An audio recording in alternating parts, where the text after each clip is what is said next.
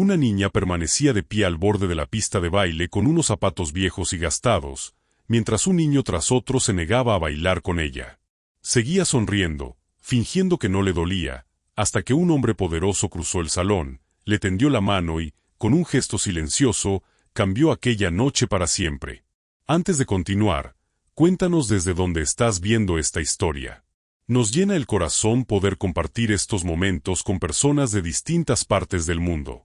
Ustedes son el alma de nuestras historias. Disfruten el video. La lámpara del baño del pequeño dúplex en la calle Carver emitía un zumbido cada vez que comenzaba a calentarse, y Elle Brooks, de 7 años, ya había aprendido a esperar pacientemente a que dejara de parpadear. Estaba frente al lavabo con una toalla de papel húmeda, doblada hasta formar un pequeño cuadrado, limpiando las puntas de sus zapatos con la concentración con la que otros niños practicaban piano, despacio, con cuidado, primero el izquierdo, después el derecho. El plástico del zapato izquierdo se había agrietado durante el invierno anterior.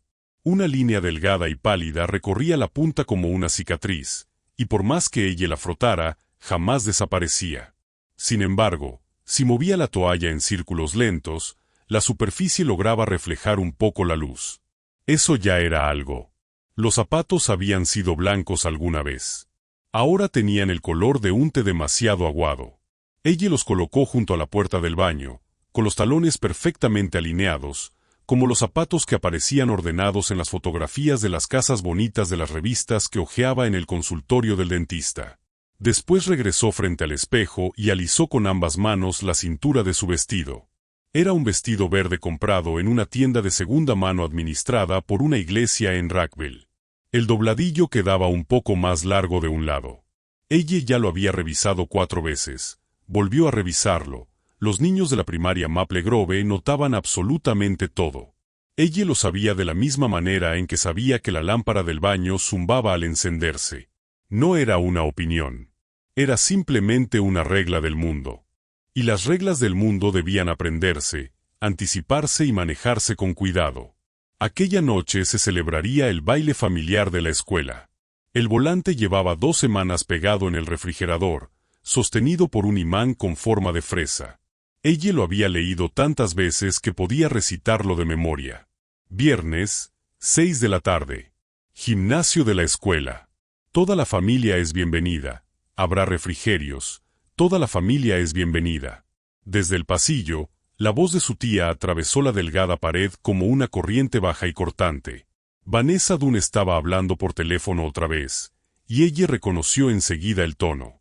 Era una voz plana, contenida, la voz que emplea una persona cuando intenta mostrarse educada mientras mantiene los dientes apretados.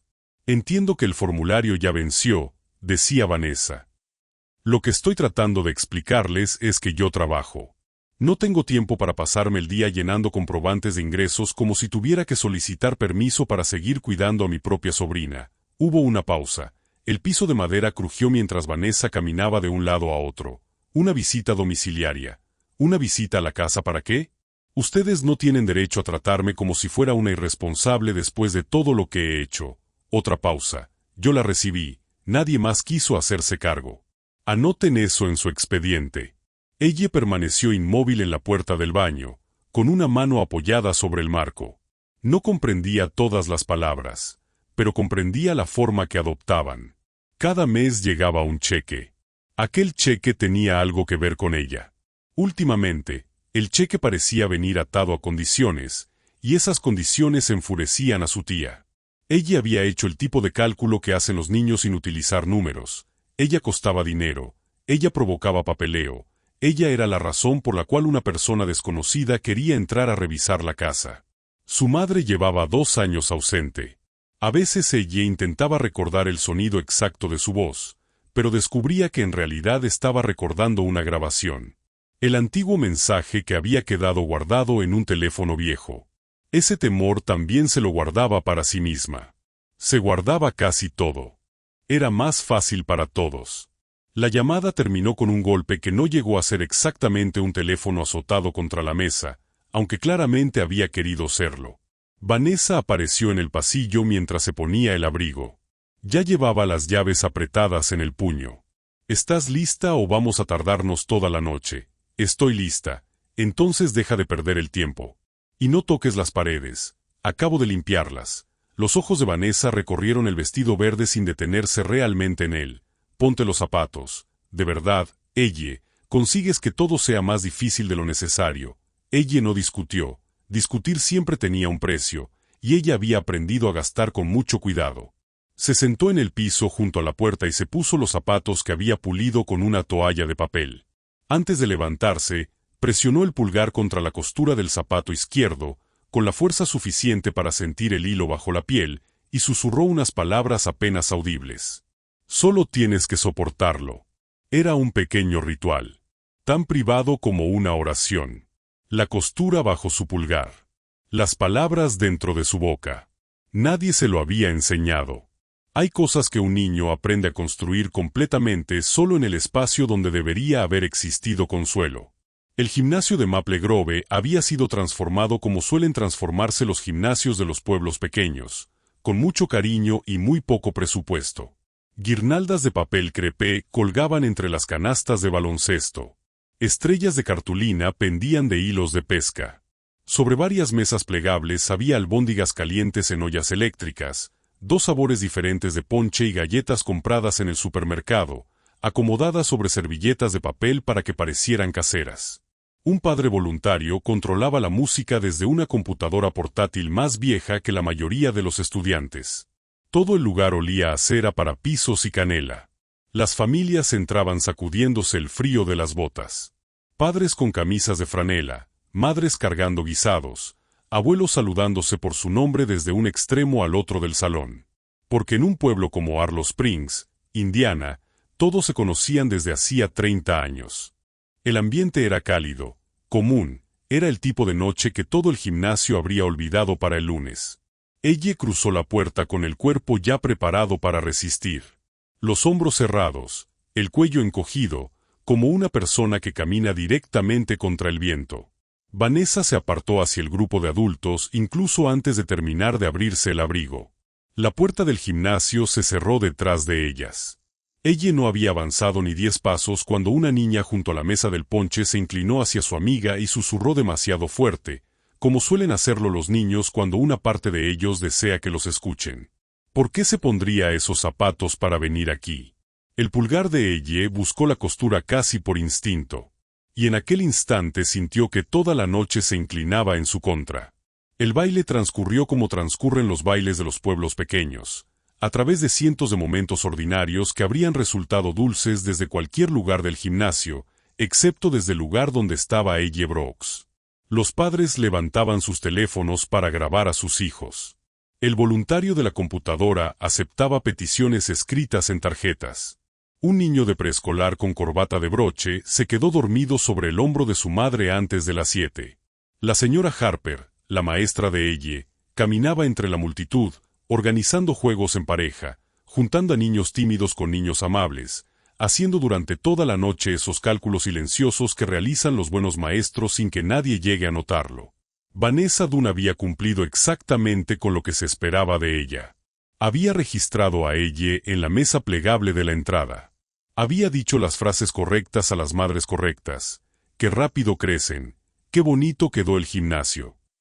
Después se instaló junto a la cafetera con los demás adultos, colocándose de tal manera que quedara de espaldas a la pista.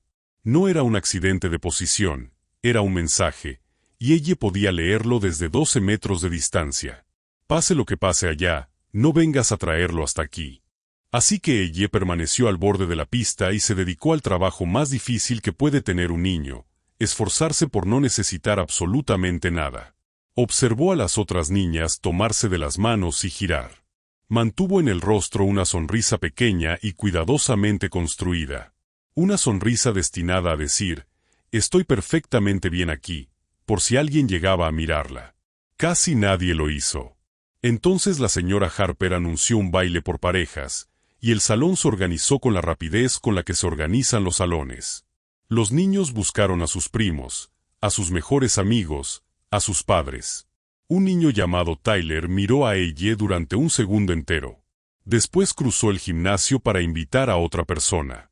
Becca, una compañera de su clase, Cruzó la mirada con ella y le dedicó una pequeña expresión de disculpa.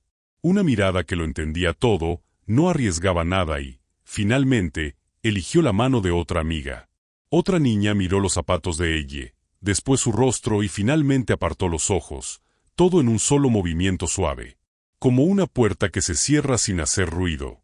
No era exactamente crueldad, nadie la señaló, nadie se rió en voz alta. Era algo más silencioso y mucho más antiguo, la selección, el descarte, y aquello dolía incluso más que las burlas, porque cuando alguien se burlaba, al menos significaba que te había visto.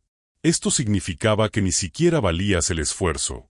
Ella retrocedió hasta que sus hombros casi tocaron la fría pared de bloques de concreto. Su pulgar encontró otra vez la costura del zapato izquierdo. Al otro lado del gimnasio, cerca del nuevo rincón de lectura, un hombre sostenía un vaso de café que no había probado. Jonathan Merrick observó todo. No había querido asistir.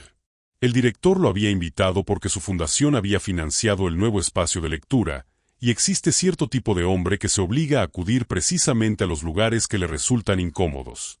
Como una forma de penitencia que ni siquiera sabe nombrar. Jonathan tenía 54 años. Era exitoso de esa manera que desde afuera parece completamente natural, casi inevitable. Había pasado la mayor parte de su vida adulta siendo extraordinariamente bueno en su trabajo y estando ausente de casi todo lo demás. Últimamente intentaba cambiar. Todavía no era especialmente bueno en ello. Permanecía en los eventos escolares como otros hombres permanecen en los funerales, rígido, silencioso, sin saber dónde colocar las manos.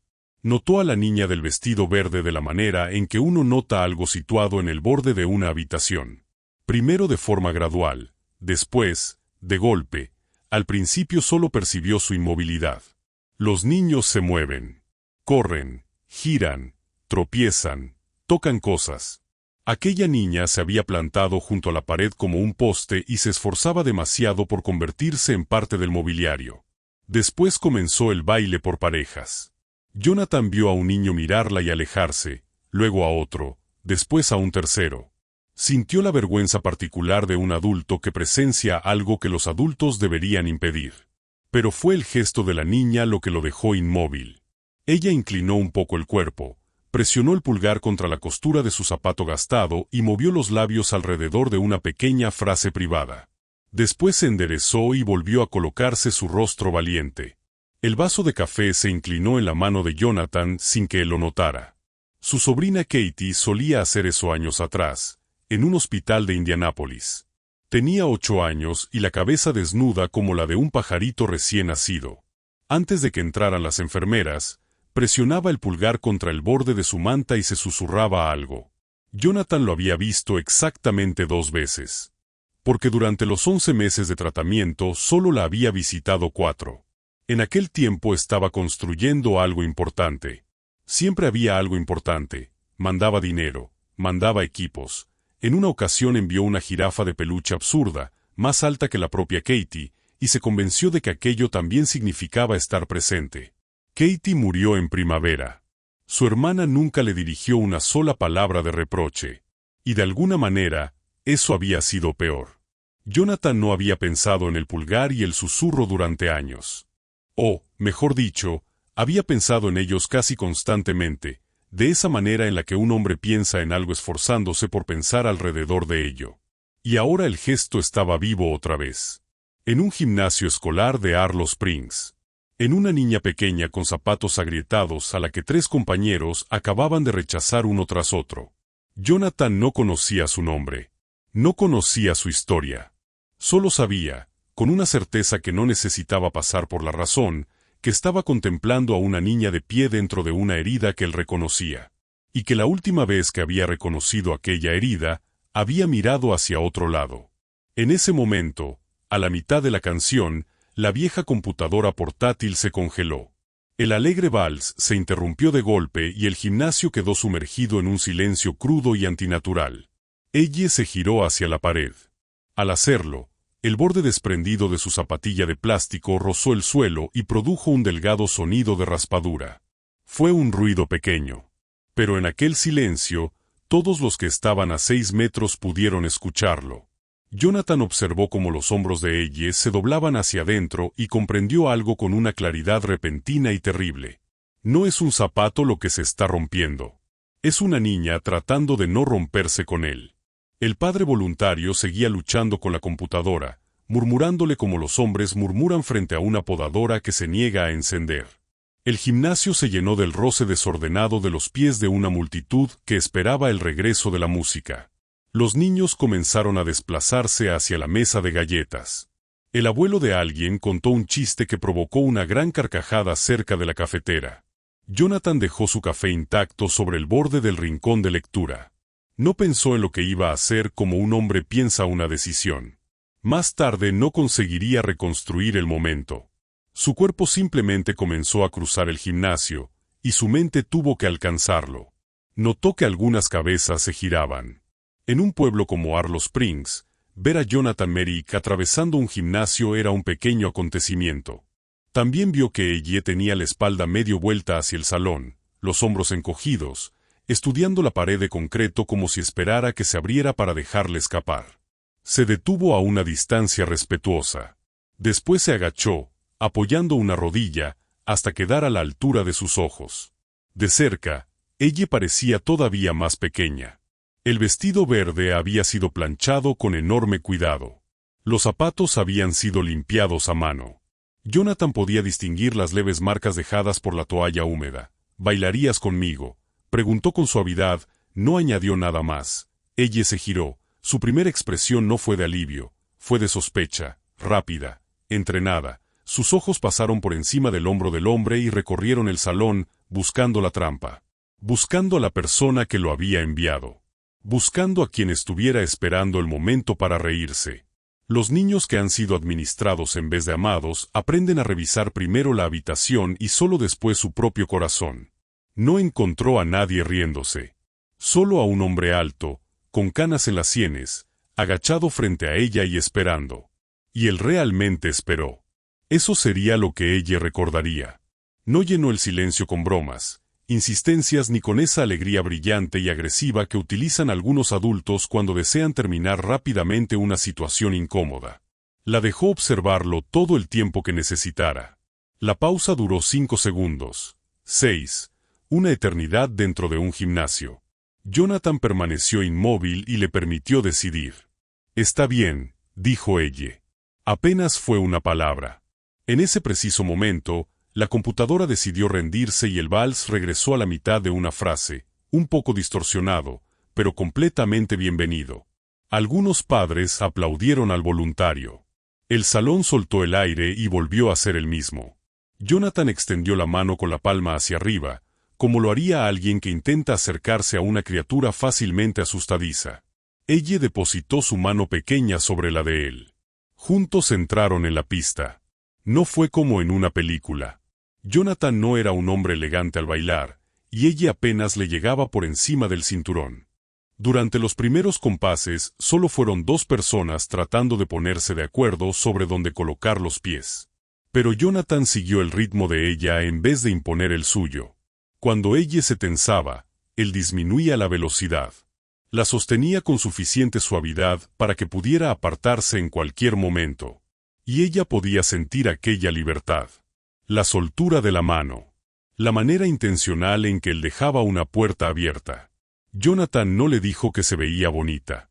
No la interrogó para llenar el silencio. Cuando ella tropezó con la punta agrietada del zapato izquierdo, él simplemente sostuvo su codo y continuó bailando. Como si tropezar fuera una parte perfectamente normal del baile. Y él habría dicho que lo era.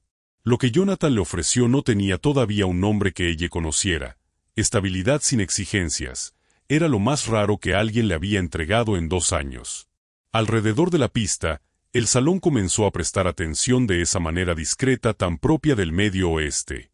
A algunas madres junto a la mesa del ponche se les suavizó la mirada. Becca se detuvo a mitad de un giro y observó.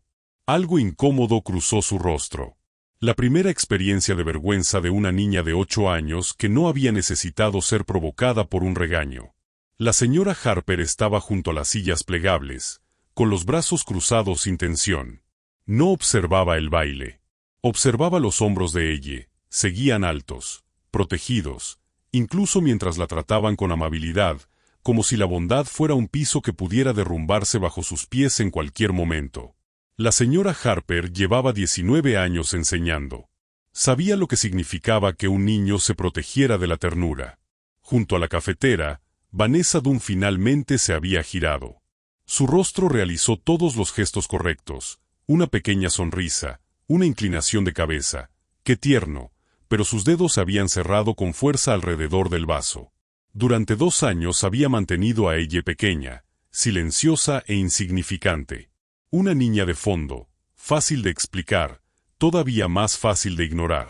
Ahora, el hombre más observado del gimnasio la había colocado en el centro de la pista. Y la gente estaba mirando. Las miradas provocaban preguntas. Y las preguntas eran el único gasto que Vanessa no podía permitirse. La canción terminó con ese pequeño floreo típico de los valses antiguos, que hizo que varios niños se inclinaran teatralmente ante sus parejas. Jonathan retrocedió y bajó la cabeza frente a ella, sin prisa, con una formalidad que no resultaba rígida. «Gracias por bailar conmigo», dijo, como si ella hubiera sido quien le concedió el honor. Después se marchó hacia el rincón de lectura, sin prolongar el momento, sin mirar alrededor para comprobar quién lo había visto. Recogió su café frío y fingió estudiar la exhibición de libros. Y fue precisamente aquello, la manera en que se retiró sin intentar cobrar nada a cambio, lo que golpeó a ella con mayor fuerza que el propio baile. Por primera vez en toda la noche, permaneció en medio del salón con expresión de sorpresa. No a causa de una humillación. A causa del respeto. Todavía estaba allí cuando comenzó a retroceder hacia la pared. El delgado tacón del zapato izquierdo se dobló hacia un lado con un pequeño chasquido. La señora Harper lo escuchó a menos de 1 metro. Bajó la mirada hacia el tacón torcido. Después vio la ampolla abierta que sobresalía por encima del calcetín de ella. Cuando habló, su voz fue baja y cuidadosa. «Ella, cariño, ¿desde hace cuánto te lastiman esos zapatos?» Ella se congeló, porque algunas preguntas pueden sentirse mucho más peligrosas que el dolor. No respondió aquella noche. Dijo que sus pies estaban bien, como dicen bien los niños cuando la palabra es una pared. Vanessa apareció entre la multitud unos instantes después, con los abrigos ya colgados sobre el brazo. Y así terminó el baile. Pero la señora Harper llevaba 19 años enseñando segundo de primaria. Y cuando la atención de una buena maestra se dirige hacia algo, ya no vuelve a apartarse. No inició una investigación dramática. Simplemente comenzó a ver lo que siempre había estado frente a ella. Como una persona que descubre de pronto una imagen escondida dentro de un patrón. No hubo una sola revelación espectacular. Solo una lenta acumulación de evidencias ordinarias. Porque así suele aparecer la verdad sobre la vida de un niño. Ella guardaba comida, no exactamente de una manera que pudiera llamarse acaparamiento. Era algo más discreto. Las galletas sin abrir de la hora del refrigerio desaparecían en el bolsillo delantero de su mochila. El cartón extra de leche del día de pizza terminaba dentro de su abrigo. Cuando la señora Harper permitía que la clase eligiera un premio de la caja de los viernes, ella siempre escogía la barra de granola en lugar de las calcomanías. Después miraba alrededor para comprobar si alguien la había visto. Evitaba cambiarse de ropa para la clase de educación física siempre que podía. Era la última, siempre de espaldas a las demás, mirando la pared de casilleros. Sus permisos escolares regresaban tarde o no regresaban, faltaban firmas, y cuando la señora Harper se lo recordaba, ella se disculpaba con una seriedad demasiado completa para una niña de 7 años. «Lo siento, ya sé, es mi culpa, voy a intentarlo otra vez». Como si un formulario fuera una falla moral. Y como si la falla siempre fuera de ella. Se sobresaltaba cuando algún adulto se movía rápidamente cerca de su escritorio. Pedía perdón antes de que alguien se molestara. Hablaba de sí misma utilizando frases que la señora Harper comenzó a notar porque se repetían una y otra vez. «No quiero estorbar», lo decía sobre el tapete de lectura. Sobre la fila del almuerzo. Incluso sobre su propio pupitre. Una niña de 7 años disculpándose por ocupar espacio. La señora Harper llevó sus observaciones con la enfermera escolar. El expediente comenzó a crecer de la manera en que crecen esos expedientes, con cuidado, con tristeza, una nota fechada a la vez. La enfermera documentó las ampollas en ambos pies, cada una en una etapa diferente de cicatrización, lo que significaba que los zapatos llevaban mucho tiempo quedándole pequeños. Anotó que su peso estaba en el límite inferior de lo normal y que había disminuido desde el otoño. Anotó un abrigo de invierno con el cierre roto en pleno enero. Ningún dato, por sí solo, constituía una crisis. Juntos, formaban una figura. El orientador escolar, el señor Avery, habló con ella en 2 ocasiones. Conversaciones suaves de media hora frente a un tablero de damas. Lo que lo alarmó no fue exactamente lo que ella dijo, sino la tranquilidad con la que lo dijo. No hubo lágrimas. Cuando preguntó qué sucedía en casa si algo se rompía, ella movió una ficha y respondió con calma: «Tienes que pagarlo o dejas de valer la pena». Lo dijo como otros niños recitan los días de la semana, un conocimiento firme, aprendido demasiado pronto, ya nunca cuestionado. El señor Avery escribió la frase palabra por palabra. Después de que ella regresó a clase, permaneció observándola durante un largo rato. El director, el señor Whitfield, revisó los documentos de inscripción y los contactos de emergencia. Solo aparecía un nombre: Vanessa Dunn. Después encontró el rastro de documentos detrás de los documentos, correspondencia del condado, formularios de apoyo por tutela entregados tarde o incompletos durante más de un año. Una solicitud de revisión domiciliaria que había sido pospuesta 2 veces. El señor Whitfield no era un hombre que sacara conclusiones precipitadas. Era un hombre que leía todo 2 veces. Aquellos documentos los leyó 3. La semana siguiente llegó una nota manuscrita de Jonathan Merrick.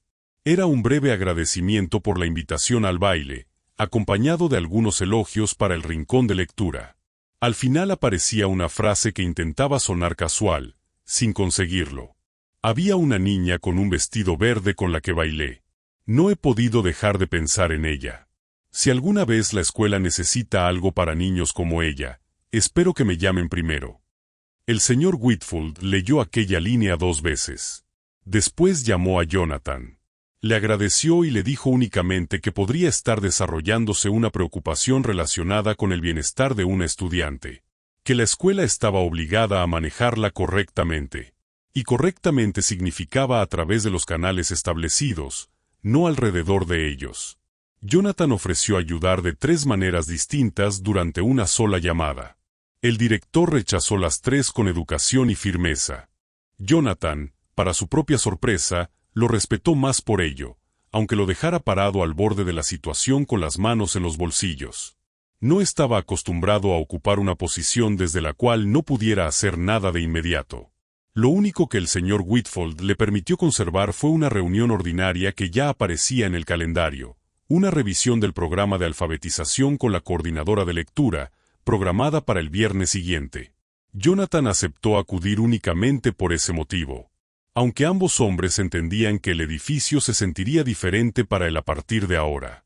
En casa, el ambiente cambió. Vanessa había sentido la atención como una corriente de aire filtrándose bajo una puerta. Se volvió más áspera, más vigilante, más rápida para acusar. «No sé qué les estás diciendo a esas personas de la escuela», dijo una noche, apuntando con el tenedor, «pero recuerda quién te da de comer. ¿Quieres que unos desconocidos revisen esta casa? ¿Quieres avergonzar a toda la familia?»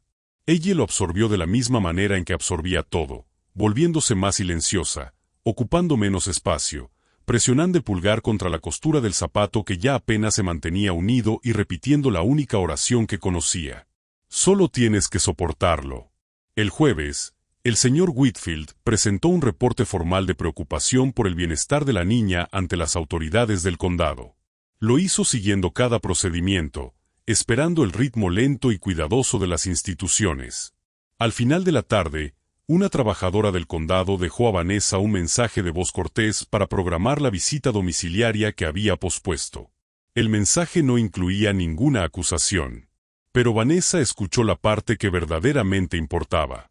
Alguien se estaba acercando. Y Vanessa se movió más rápido que el procedimiento.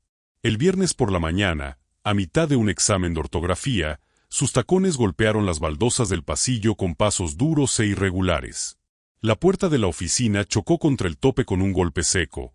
Vanessa estaba sonriendo, sonriendo con los dientes apretados. El abrigo todavía abotonado. Las llaves encerradas dentro del puño. Su voz temblaba por algo que se esforzaba en disfrazar de amabilidad.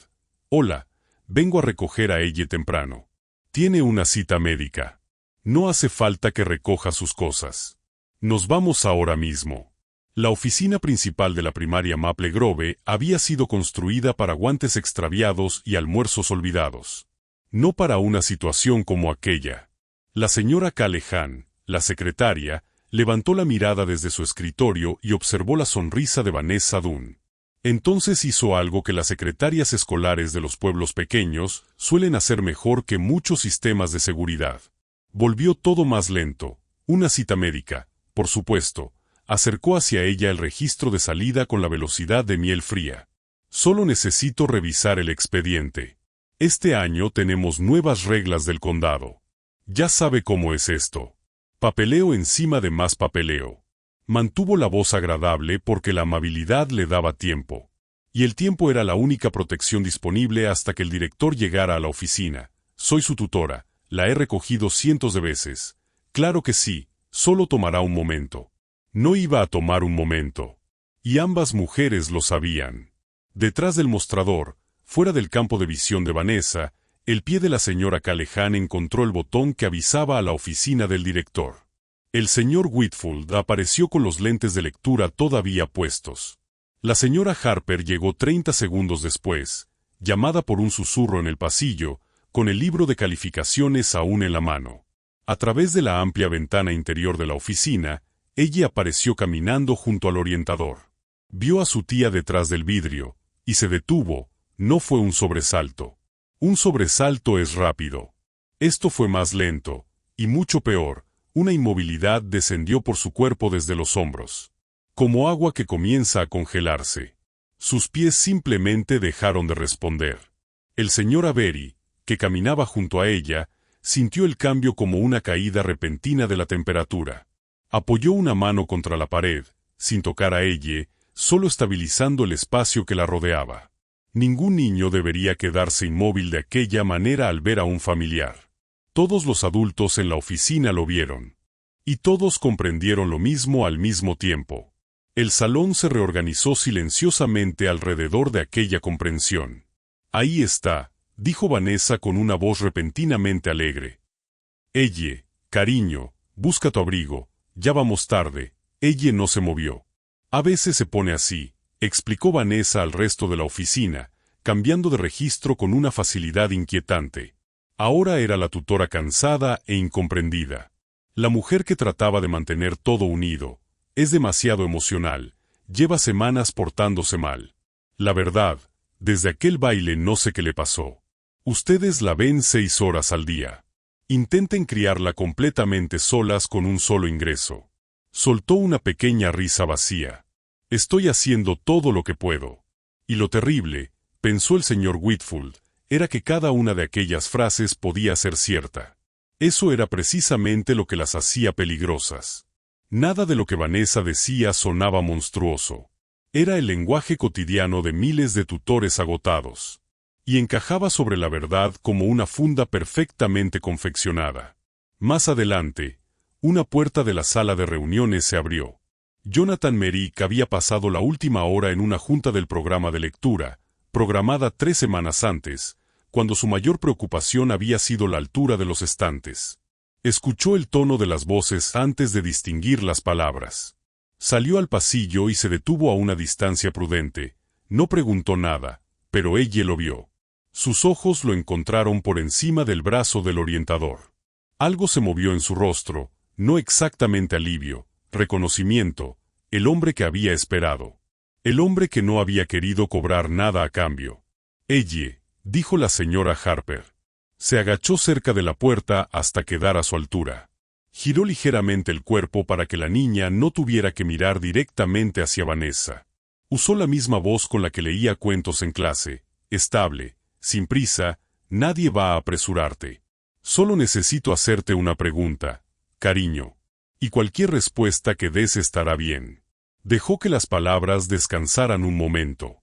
¿Te sientes segura regresando a casa ahora? Esto es indignante, exclamó Vanessa. No pueden hacerle esa pregunta a una niña de 7 años. Señora Dunn, dijo el señor Whitfield. No elevó la voz. Simplemente se quitó los lentes de lectura, lo que de algún modo resultó más eficaz. Déjela responder, la oficina quedó en silencio. El reloj sobre los archiveros marcaba los segundos con suficiente fuerza para parecer cruel. En algún pasillo lejano, una clase recitaba las tablas de multiplicar. El mundo común continuaba a apenas 12 metros del lugar donde la vida entera de una niña se encontraba en equilibrio. Ella se movió, no hacia la puerta. Se deslizó lateralmente detrás de la silla de la señora Harper y cerró los dedos alrededor de la tapicería. Su viejo abrigo acolchado crujió mientras encogía el cuerpo. Sujetó la tela con tanta fuerza que los hilos se tensaron bajo sus dedos. Desde detrás de aquella pequeña barricada, miró una vez la sonrisa de Vanessa. Después miró el rostro de la señora Harper. Los adultos esperaron. Esa fue la disciplina necesaria. Nadie trató de convencerla. Nadie llenó el silencio. Nadie puso en su boca la respuesta que deseaba escuchar. Le dieron algo que casi nunca había tenido. Tiempo que no costaba nada. Los labios de ella se movieron. El primer intento no produjo ningún sonido. El segundo fue un susurro. Pero el salón estaba tan silencioso que cayó como un plato rompiéndose contra el suelo. No, una palabra, 7 años. Y con ella, todo lo que hasta ese momento había sido sospecha, deducción y notas fechadas dentro del expediente de una enfermera se convirtió en un hecho de pie dentro de la habitación. La sonrisa de Vanessa permaneció en su rostro medio segundo después de morir. Como una luz que parpadea cuando la corriente ya se ha cortado. La mano de la señora Harper subió y se apoyó sobre el respaldo de la silla, a 2 centímetros de los dedos de ella. Lo suficientemente cerca para convertirse en una promesa. Jonathan descubrió que había dejado de respirar. El señor Whitfield exhaló lentamente. Cuando habló, su voz había perdido todo rastro de cortesía. No era más alta. Solo había quedado reducida a sus muros de carga. Señora Dunn, hoy no va a sacar a ella de este edificio. Una trabajadora de protección infantil viene en camino y llegará acompañada por un agente del condado. La palabra rescate sugiere que la parte difícil termina cuando termina el peligro. La palabra es incorrecta. Ella pasó aquella primera noche en un hogar temporal de emergencia situado al otro lado del condado. Era una granja perteneciente a un matrimonio de apellido Holland, que llevaba 11 años recibiendo niños y sabía que no debía esperar gratitud. La habitación estaba limpia. La cama era suave. Había una lámpara nocturna con forma de estrella. Durante la cena le habían ofrecido repetir sin hacer comentarios. Nada de aquello lograba alcanzarla. Ella había aprendido durante 2 largos años que la bondad era una factura que se cobraba después. Así que trató la casa de los Holland como se trata un clima demasiado agradable para la temporada. Decía por favor y gracias con una precisión inquietante. Se negó a desempacar la pequeña bolsa que la trabajadora social había reunido para ella. La dejó cerrada junto a la puerta, lista. Por las noches escondía paquetes de galletas dentro de la funda de la almohada. La señora Holland los encontró al cambiar las sábanas, volvió a colocarlos con delicadeza y no se lo contó a nadie excepto a su esposo. Había visto aquello antes. Sabía que las galletas no tenían que ver únicamente con hambre. Tenían que ver con el día en que la amabilidad se agotara. Ella preguntaba en qué lugares tenía permitido estar de pie. No donde podía sentarse. Donde podía permanecer sin moverse. Como si esperara estorbar incluso estando completamente quieta. Mientras tanto, Vanessa Dunn no desapareció de la historia como desaparecen los villanos de los relatos sencillos. Peleó. En menos de una semana contrató a un abogado económico de Rackville y relató entre lágrimas su versión a cualquiera dispuesto a escuchar. Una mujer trabajadora, sola, haciendo todo lo posible, emboscada por una escuela con intereses ocultos y por un hombre rico que quería jugar a ser héroe. Algunas personas de Arlo Springs le creyeron. Esa era la verdad incómoda. El abandono económico no siempre puede fotografiarse. El cariño condicionado no deja una marca que un médico pueda señalar. El caso del condado se construyó lentamente, mediante documentos, testimonios y patrones. Y una construcción lenta le da tiempo a la otra parte para hablar. Jonathan Merrick, por su lado, Hizo lo que los hombres como Jonathan hacen cuando algo les rompe el corazón, buscó sus herramientas. En cuestión de días reunió varias opciones. Una cuenta para ropa infantil en la tienda del pueblo. El nombre del mejor abogado familiar de Indianápolis. Una terapeuta con 2 meses de espera que, para él, podía encontrar una cita el martes. Llevó todo perfectamente organizado a su primera reunión con la trabajadora del condado asignada al expediente de ella. Se llamaba Ruth Calendar. Tenía 59 años y 26 de experiencia en protección infantil. Un vaso de café de gasolinera parecía vivir permanentemente junto a su codo. Escuchó toda la presentación de Jonathan sin escribir una sola palabra. Aquello debió ser su primera advertencia. Señor Merrick, dijo cuando terminó, puedo hablarle con total franqueza. Por favor, cada ciertos años, la situación de un niño se vuelve lo bastante visible como para que una persona de buen corazón y con recursos aparezca en mi oficina queriendo solucionarlo todo. Ropa, abogados, cheques, y quiero contarle algo que tardé demasiado tiempo en aprender. Giró el vaso de café un cuarto de vuelta sobre la mesa. La ropa se desgasta. Los abogados terminan su trabajo. Los cheques se cobran. Y el niño continúa despierto por las noches, tratando de calcular cuánto falta para que usted también se canse de él. No puede gastar suficiente dinero para superar ese cálculo. Solo puede permanecer más tiempo que el miedo. No intento comprar nada, sé que no, por eso todavía estoy hablando con usted. Su voz permaneció nivelada. Pero la urgencia y la resistencia no son el mismo músculo. Y este trabajo solo utiliza uno de los dos. La lluvia golpeaba la ventana de la sala de reuniones con un ritmo gris y apagado. Ruth hojeó las notas médicas del expediente mientras abría y cerraba su bolígrafo. Después observó a Jonathan como se observa un puente antes de decidir si se puede poner peso sobre él. Señor Merrick, una niña como ella no necesita a un hombre que sienta lástima y le compre un closet lleno de zapatos nuevos. Necesita a alguien dispuesto a sentarse con ella en la oscuridad durante 10 años. Así que se lo preguntaré claramente. ¿Va a quedarse o solo está de visita? Jonathan abrió la boca. Y, para su mérito, quizá el primer mérito verdadero que había ganado durante todo el asunto, volvió a cerrarla. Comprendió que aquella pregunta merecía algo mejor que una respuesta automática. Pensó en Katie. 4 visitas en 11 meses. La jirafa de peluche en lugar del viaje en automóvil. Había pasado toda la vida visitando a las personas y llamándolo proveer. Todavía no lo sé, respondió finalmente. Pero quisiera descubrirlo de la manera honesta. Ruth asintió una sola vez, lentamente, como si aquello hubiera sido lo primero útil que Jonathan había dicho durante toda la reunión. Así que lo hizo de la manera honesta. Y la manera honesta resultó estar diseñada para enseñar humildad. Le tomaron las huellas digitales en la oficina del sheriff, donde la gente lo conocía desde hacía 15 años y de todos modos siguió el procedimiento. Pasó verificaciones de antecedentes. Asistió los martes por la noche a un curso en el sótano de una iglesia, bajo luces fluorescentes, sentado en sillas plegables.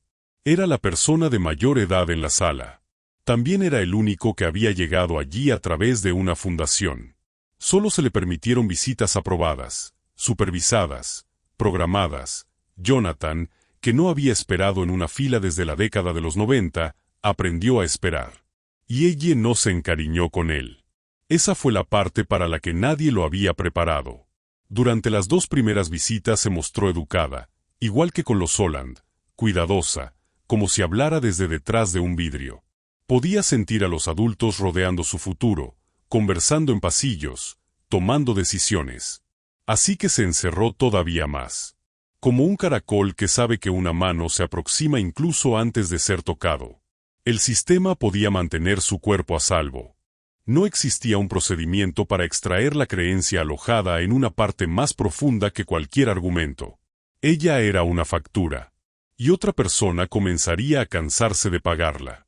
El invierno aflojó lentamente sobre Arlo Springs, como suelen aflojar los inviernos de Indiana, a regañadientes, entre lodo, hielo gris y deshielo. El caso de ella avanzó al mismo ritmo, estudios domiciliarios, audiencias de revisión, informes escolares incorporados al expediente, las notas cuidadosas y fechadas de Ruth Calendar. El abogado de Vanessa solicitó aplazamientos. Algunos fueron concedidos. Los adultos aprendieron a medir el progreso en semanas en lugar de días. Pero la verdadera historia de aquella primavera no estaba dentro del expediente. Estaba en un rincón de la biblioteca escolar. Los jueves, el contacto aprobado de Jonathan se había convertido en una rutina. Exactamente lo que Ruth había recomendado. Almuerzo en la mesa de visitantes. Media hora supervisada en el rincón de lectura de la biblioteca. El mismo rincón que su fundación había pagado, un hecho que Jonathan ya no encontraba cómodo. Nunca presionaba, recordaba las cosas que ella prefería. Le gustaban los libros sobre caballos, aunque casi nunca los pedía. Se comía primero la orilla del pan. Todavía se sobresaltaba con los movimientos bruscos. Jonathan se presentaba, después volvía a presentarse. La confianza, le había explicado el orientador, no se construye con grandes momentos. Se construye con repeticiones. Para marzo, ella ya hablaba con él sobre asuntos seguros. Los gatos del granero de los Holland. Un examen de matemáticas. La lluvia. Lo observaba constantemente sin parecer hacerlo. Lo medía con una regla invisible. Jonathan lo sabía, y permitía que lo midiera. Entonces llegó el jueves posterior a una mañana difícil. Ella había escuchado accidentalmente a dos adultos conversar fuera de la oficina del orientador, solo fragmentos. Fecha de audiencia. Si el juez decide, depende del resultado de la tutela. Los fragmentos son peores que los hechos para un niño. Porque el niño rellena los espacios con la peor cosa que conoce. Ella llegó a la biblioteca con los hombros casi pegados a las orejas. Jonathan había llevado un libro, no uno nuevo. Era un antiguo libro ilustrado de tapa dura sobre un remolcador. Las esquinas estaban gastadas y suaves. En la primera página aparecía su propio nombre, escrito con letras infantiles e irregulares. Jonathan M., 6 años. Lo había encontrado en una caja de la casa de su madre. Pensó que quizá a ella le gustaría mirar las ilustraciones. Tal vez le ayudaría a saber que él también había sido pequeño alguna vez. Ella extendió la mano. La manga de su suéter golpeó un pequeño frasco de tinta azul que la bibliotecaria había dejado destapado. Sucedió como sucede en los pequeños desastres. En un solo segundo que después se repite infinitamente en la mente, el frasco rodó, la tinta salió con rapidez y se extendió sobre la mesa como una vena azul. Alcanzó las páginas abiertas. Invadió el cielo del remolcador. Ella perdió todo el color del rostro. Empujó la silla hacia atrás con tanta fuerza que las patas rasparon el suelo, levantó las manos, no para intentar arreglarlo, para protegerse. Las lágrimas aparecieron al mismo tiempo, lágrimas de miedo, mucho más antiguas que ella. Perdón, perdón, perdón, las palabras se atropellaron. Después surgieron otras más profundas. Palabras que claramente había practicado sola en la oscuridad. Puedes decirles que me lleven a otro lugar. Ya no tienes que venir. Ahí estaba, no era una disculpa. Era una carta de renuncia. Ella se despedía de ser importante antes de que él pudiera despedirla primero. Porque dentro de las matemáticas que le habían enseñado, un libro manchado era una deuda. Y las deudas eran lo que hacía que dejaras de valer la pena. Jonathan no dijo que no pasaba nada. Comprendió en un instante que alguien ya había utilizado antes las palabras "no pasa nada" con aquella niña, justo antes de que sí pasara algo. En vez de eso, se arrodilló. Levantó una de las páginas mojadas, la secó lentamente con una toalla de papel y la colocó a un lado. Después tomó la siguiente. Este libro ya era viejo, dijo con voz estable mientras continuaba trabajando. Yo no vine por el libro. Vine para verte a ti. Ella permaneció inmóvil, esperando el cambio de tono. No llegó. Una gota de tinta cayó desde el borde de la mesa hasta el piso, después otra. La respiración de ella se quebró con tanta fuerza que casi produjo un silbido. Se encogió y comenzó a llorar. Puedes mandarme lejos. Ya sé. Jonathan siguió recogiendo las páginas manchadas una por una. Cuando respondió, lo hizo como si la respuesta hubiera sido decidida mucho antes de la pregunta. No, voy a ayudarte a limpiar esto. Y después voy a seguir quedándome. Entonces ocurrió la parte que la bibliotecaria recordaría durante años. Jonathan se quedó. No convirtió el momento en un discurso. Le pidió a ella que le pasara las toallas de papel. La convirtió en su compañera durante la reparación, no en la acusada de un juicio. Al terminar, el cielo del remolcador estaba arruinado, manchado de azul y secándose sobre el alféizar de la ventana. Ella continuaba allí, Jonathan también, y por primera vez, algo dentro de las matemáticas defensivas de ella dejó de producir el resultado esperado. 2 semanas más tarde, el viejo zapato izquierdo finalmente se rindió en la banqueta de la escuela. La suela se desprendió a mitad de un paso. Ella quedó rígida de vergüenza. Jonathan se agachó, revisó que no se hubiera lastimado el tobillo y preguntó si quería apoyarse en él para llegar al automóvil. Nada más. Esa noche, en lugar de tirar los zapatos a la basura, le preguntó si quería conservarlos. Ella asintió. Jonathan encontró una caja sencilla de cartón. Para entonces ya comprendía que los objetos de supervivencia no son basura para un niño que logró sobrevivir gracias a ellos.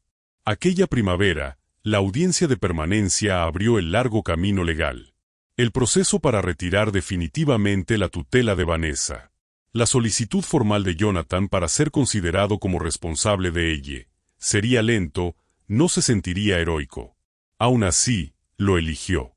Y al final de una visita de jueves, ella levantó la mirada desde la mesa y formuló una pregunta que nunca había hecho. No fue la pregunta antigua. ¿Cuándo tienes que irte? Fue una nueva. ¿Vas a volver? Un año más tarde, el volante volvió a aparecer en refrigeradores por todo Arlo Springs. Sostenido por imanes con forma de fresa, pinzas de ropa y pedazos de cinta adhesiva. Viernes, 6 de la tarde. Gimnasio de la escuela. Toda la familia es bienvenida. Habrá refrigerios. El gimnasio tenía exactamente el mismo aspecto de siempre. Y ese era el punto. Las mismas guirnaldas de papel crepé entre las canastas. Las mismas estrellas de cartulina colgando de hilos de pesca. Las mismas mesas plegables. Las mismas albóndigas en ollas eléctricas. El mismo portapapeles junto a la oficina para que los padres se apuntaran y llevaran postres. El padre voluntario tenía una computadora un poco más nueva. Ese era el alcance total de la revolución. En el estacionamiento, bajo la fría luz azul del atardecer, Elle Brooks permanecía sentada en el asiento del copiloto del automóvil de Jonathan Merrick. No abrió la puerta. Jonathan tampoco abrió la suya. El año que habían vivido no había sido un milagro. Ninguno de los dos lo habría llamado así. El tribunal había terminado la tutela de Vanessa Dunn durante el otoño. Después de meses de audiencias, documentos y notas pacientes y fechadas de Ruth Calendar, Vanessa abandonó Arlo Springs antes del invierno. Continuó relatando su versión a cualquiera dispuesto a escucharla. Algunas personas todavía le creían. Jonathan había aprendido a aceptar que no podía controlar aquello. La colocación de ella en su hogar había sido aprobada. La palabra tutor en los documentos todavía era lo bastante nueva para que Jonathan la leyera 2 veces. No era perfecto en aquel papel. Había cancelado compromisos que había jurado no cancelar jamás. Había decepcionado a personas. Antes le aterraba decepcionar a alguien. Y al principio cometió un error grave. Llegó 40 minutos tarde a recoger a ella en la escuela. Ella se volvió tan silenciosa durante los 2 días siguientes que aquel silencio le enseñó más que cualquier terapeuta. Ella escuchaba abandono dentro de cada retraso. Jonathan todavía aprendía la diferencia entre explicar sus motivos y transmitirle seguridad. Ambos asistían a terapia los martes, en consultorios situados en el mismo pasillo.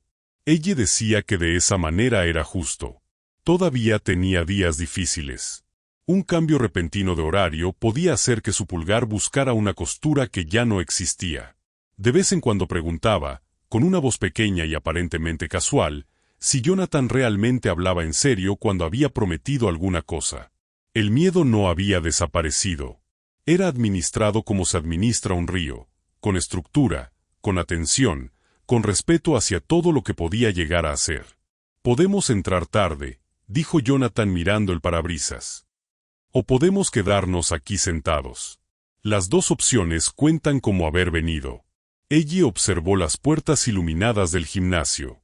Los niños entraban acompañados por sus padres, sacudiéndose el frío de las botas. 5 minutos, dijo. 5 minutos, aceptó Jonathan. Aumentó un nivel la calefacción. No le preguntó nada más. Cuando ella finalmente abrió la puerta, fue por decisión propia. En su propio momento. Llevaba unos zapatos que había escogido personalmente en una tienda de descuentos de Rackville. Se había probado 6 pares. No tenían nada especial a la vista. Precisamente por eso le habían gustado.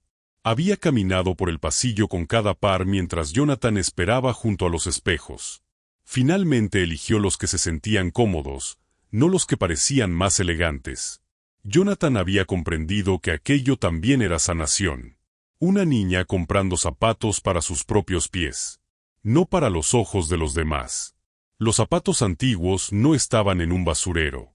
Permanecían dentro de la caja de cartón, sobre un estante de su closet en casa, donde ella los había colocado personalmente. No eran un altar. No eran una lección, simplemente eran suyos, como un soldado conserva un objeto de una guerra que nadie más necesita comprender. Al entrar, el gimnasio los envolvió con calor, canela y ruido. Ella tenía 8 años. La edad suficiente para comprender que un año puede cambiarlo todo y, al mismo tiempo, dejar ciertos temores esperando dentro del cuerpo. Algunos niños del año anterior miraron hacia ella, la reconocieron y continuaron con su propia noche. Era lo más amable que podían hacer.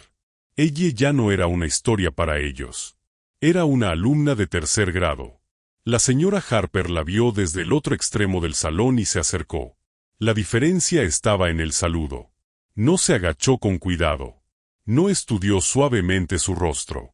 No utilizó ese trato delicado reservado para los niños que podrían romperse.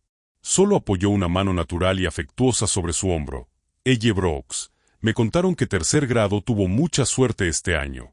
Era la clase de calidez que recibe un niño que pertenece. Ella se enderezó un poco dentro de ella.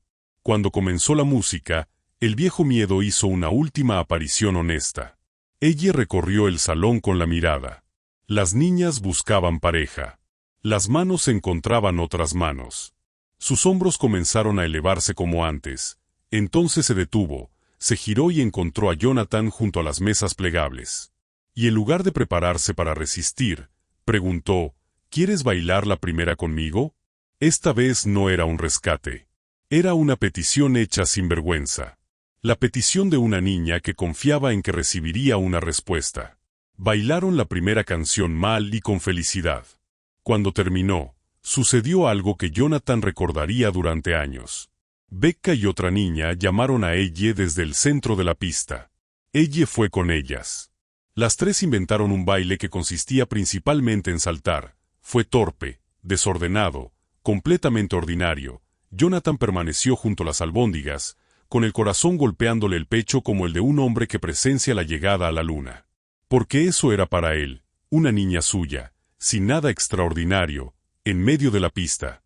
Aquella noche, al regresar a casa, ella colocó la caja de cartón en el estante de su closet con un ligero golpe. Se puso la pijama. Después se quedó dormida de la manera en que duermen los niños cuando el día ha sido bueno. Rápidamente, a mitad de una frase.